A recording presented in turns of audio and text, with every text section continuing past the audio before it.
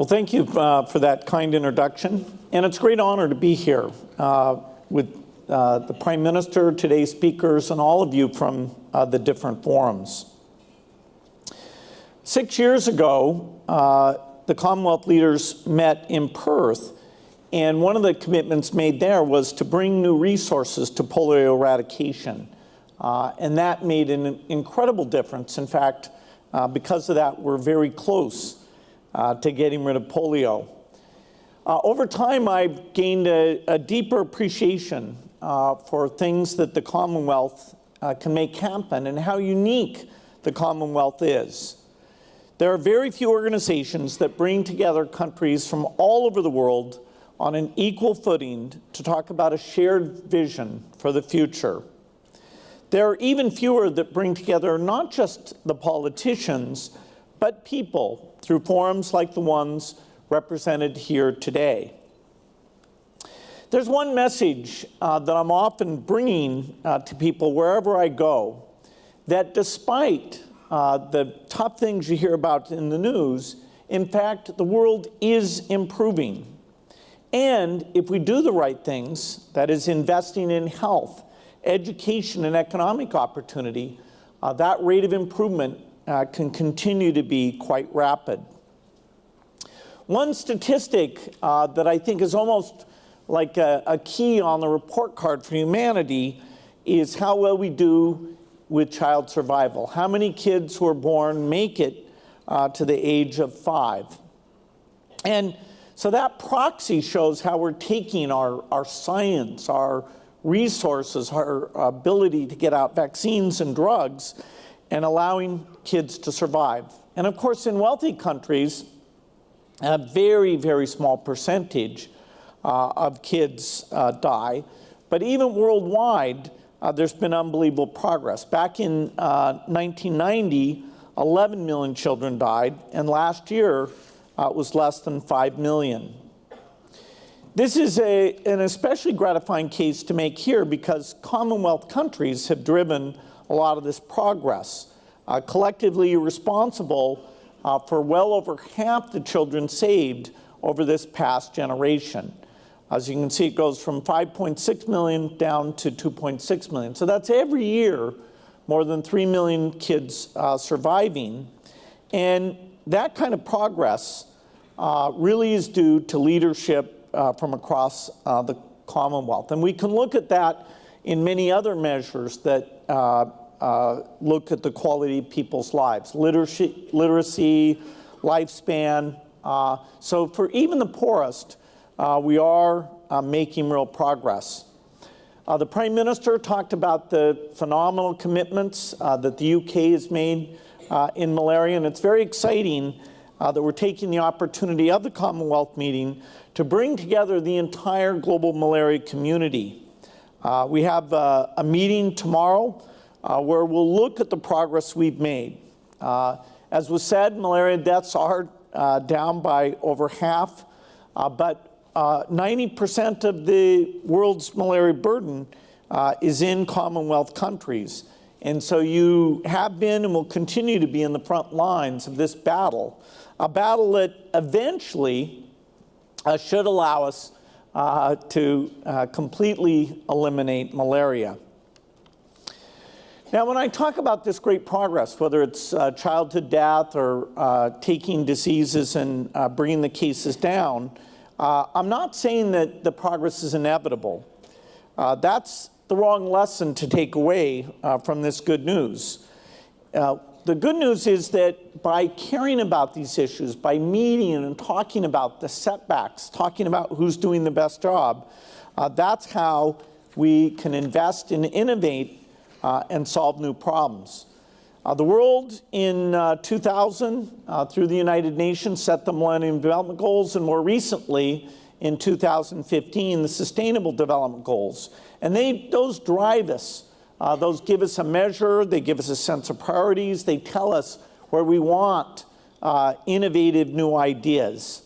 And conversations like the ones you're having here will help determine whether that progress speeds up or slows down, whether we meet those Sustainable Development Goals or whether we actually fall short. One of the ways to make progress is to look for the positive outliers. If you want to do something better, find out who's already doing it better than anyone else in the world and adopt what they're doing to your own challenges. The Commonwealth is ideal for this. You have positive outliers in almost every area of expertise, and you meet regularly to learn from one another. Polio eradication is a great example of this. For different reasons, India, Nigeria, and Pakistan are three of the places it's been most difficult to wipe out this disease. But India was declared polio-free in 2014.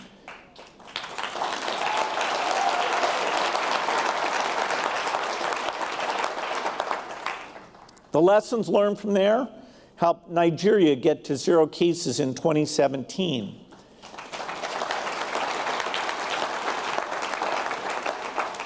And now Pakistan, which still has a few cases, but very few, is taking those experiences, particularly the challenges of dealing with insecurity, and they have their cases down to the lowest level area ever. And so this success really goes back to the substantial commitment that was made in Perth at the Commonwealth meeting. Collectively, Commonwealth nations are experts in far more than just polio eradication. Nobody in the world does better in education than Singapore.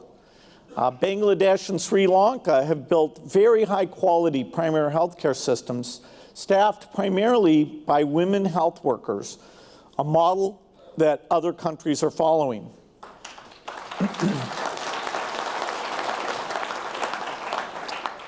The island states of the Caribbean, the Pacific, and the Indian Ocean have helped the world take climate change seriously and commit to substantive action. Meanwhile, Australia, Canada, India, and the United Kingdom have pledged to double their energy innovation budgets so we can meet the challenge of climate change without denying the poorest access to the energy and electricity that they deserve. The best practices of the nations gathered here, if adopted worldwide, would revolutionize the entire world and help us solve many of our tough problems. The Commonwealth forums joining this meeting are an important source of these best practices. Together, they represent what happens when different sectors of society make the decision to drive progress by playing their unique roles. Civil societies, for example, ensure success when you need to do something massive on the scale of an entire country. Consider the Rotary Club's decision to get involved and lead on polio. In the face of challenges nobody could have predicted, Rotary Clubs across the Commonwealth have raised money, lobbied governments to make sure polio gets the attention it deserves, and most importantly, volunteered to go all over the world to deliver vaccines.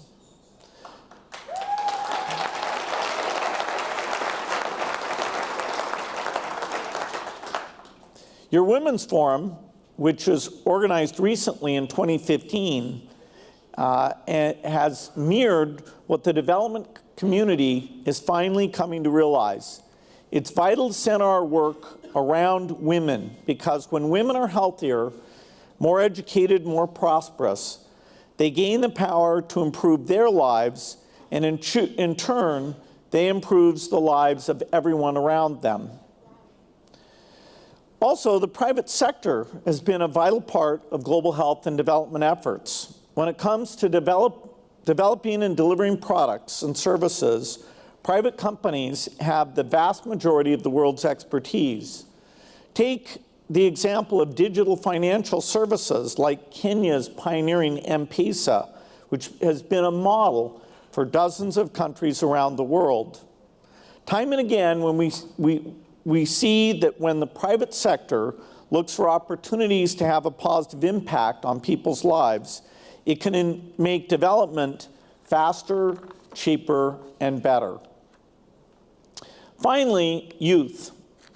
There are more young people in the world right now than there have ever been, and than there ever will be.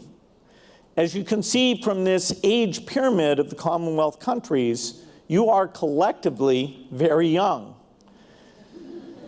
The healthier and better educated young people are, the better equipped they will be to lead us into the future. Economists talk about the demographic dividend, and it's true that as these younger populations age, they will form the labor forces and be the engines of economic growth. Young people are also critical because they are the innovators, and innovation changes what's possible. When I started Microsoft at 19 years old, we didn't feel beholden to old notions about computers. We dreamed about the next big thing. Today, the entrepreneurs driving startups from Johannesburg to Nairobi to New Delhi are young in age and in outlook. The thousands of businesses they're creating are already remaking the future. While I'm on the subject of youth, I want to return to the idea I started with, that progress isn't inevitable. That's what I'll be talking about tomorrow at the malaria meeting. There are choices we must make today if we want to build on yesterday's progress when tomorrow comes. As long as we invest in young people, they will innovate in ways we never could have imagined and build a better life for themselves and their children. But that is not automatic.